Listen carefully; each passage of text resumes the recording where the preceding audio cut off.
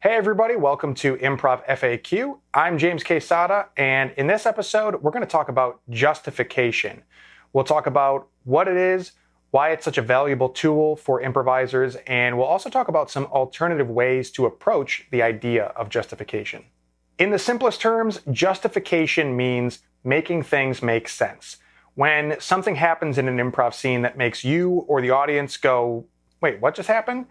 Justification is the way that we resolve that question and say or do something that makes you and the audience go, oh, okay, that makes sense.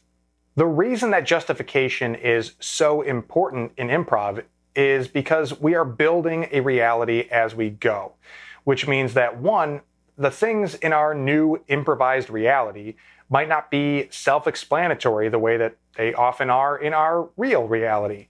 And two, as we build our reality piece by piece, we might end up with contradictory information or what seems like errors in the things that we're establishing, which, depending on what kind of reality we're building, those types of errors and contradictions might be intentional or they might be completely unintentional. And in either case, both the performers and the audience are going to want to get on the same page about what's going on. For example, we might have one character in a scene say, bringing you into this world was very painful. A justification of that line might be as simple as the second character saying, I know, Mom, you're always reminding me about how hard it was for me to be born. So now we know that the two characters on stage are mother and child, which you might think is sort of implied by the first line, but maybe not so much if the person playing the first character is a guy, or if your audience just isn't familiar with improv, they might not be quite sure you're playing characters. And if the second player says something like, I know, God, but I could really use a companion to pass the time with here in the Garden of Eden, then we have a whole new justification for why the first character said what they said, and a new way that it makes sense. Another form of justification might come from conflicting statements in a scene.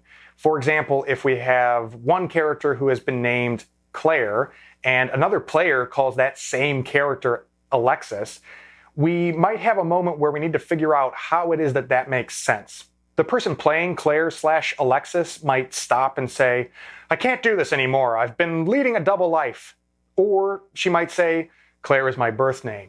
Alexis is my chosen name.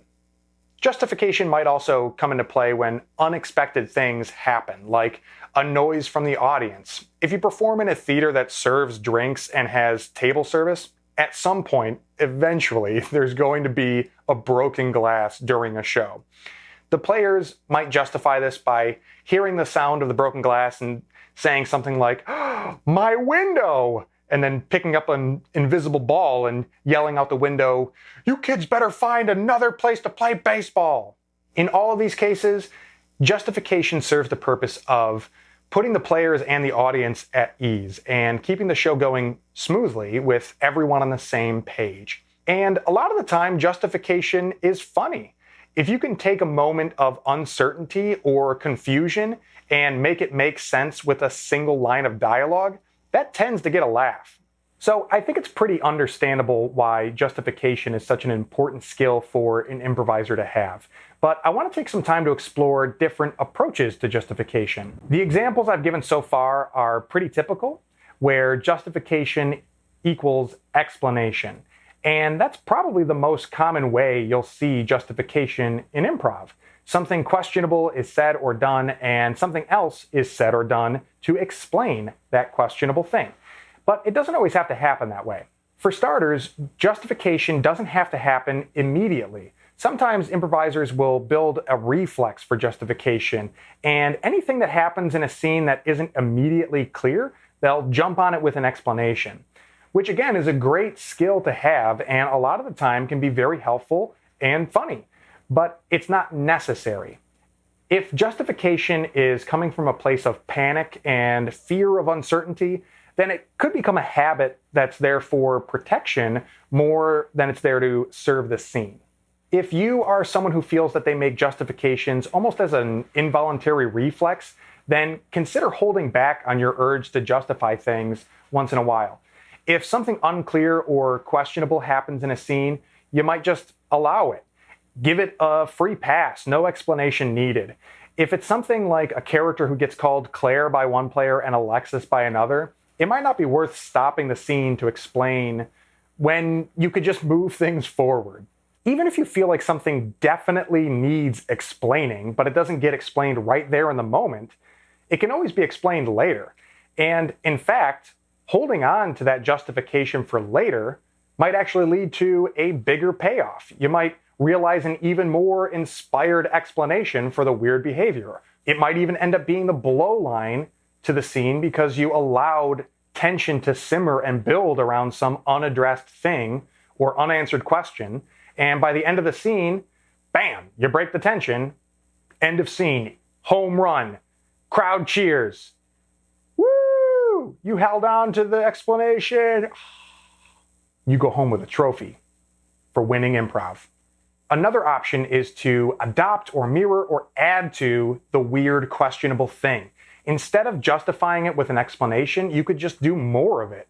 If a character gets called Claire by one player and then someone else calls her Alexis, next time you address that character, call her Dora. If a phone goes off in the audience or glass breaks, head into the audience and start making more sound effects. I mean, make sure that you're being playful and not antagonistic, but I'm just saying it's an option. I want to give an example or really more of a thought experiment that's been really helpful for me when I think about justification. Imagine that you have an alien friend from another planet who's visiting Earth for the first time, and their name is Doopdorp. You take Doopdorp to meet your best Earth friend, Todd, and you and Doopdorp are hanging out at Todd's house, and Todd does this weird thing where he starts going like this.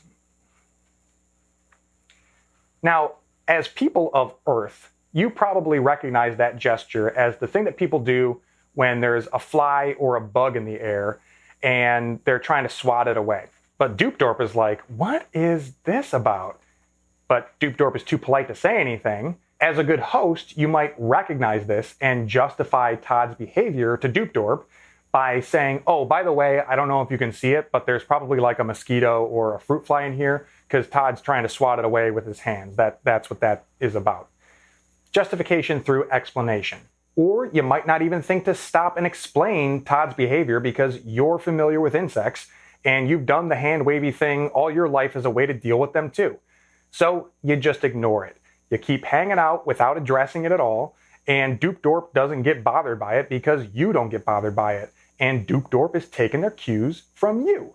That is allowing it, which in a way is kind of a justification because when you treat things as being normal, the audience will accept them as being normal too, at least for a little while. Doopdorp will just assume that that's something that Todd does. The third thing you might do is also start waving your hand around because you see the same flying bug that Todd sees. Doopdorp will see both of you waving your hands around and assume that's just something that Earthlings do. Doopdorp might even join in and start waving their hand around too, just to be safe. That's justification by assimilation, or for a less intense term, adopting or mirroring behavior. You make something seem normal by doing it too. So just to be clear, I do believe that the common way of justification through explanation is a great, useful skill. I'm just hoping to offer some alternative approaches just to give you options, and in case justification is a crutch or a force of habit that you're looking to free yourself from. That's it for this episode. I hope that you found it valuable. If you did, give this video a like. You can also hit subscribe and that notification bell, or leave a comment, maybe with a follow-up question on the idea of justification, or with a suggestion of another question that you would like to have answered on Improv FAQ.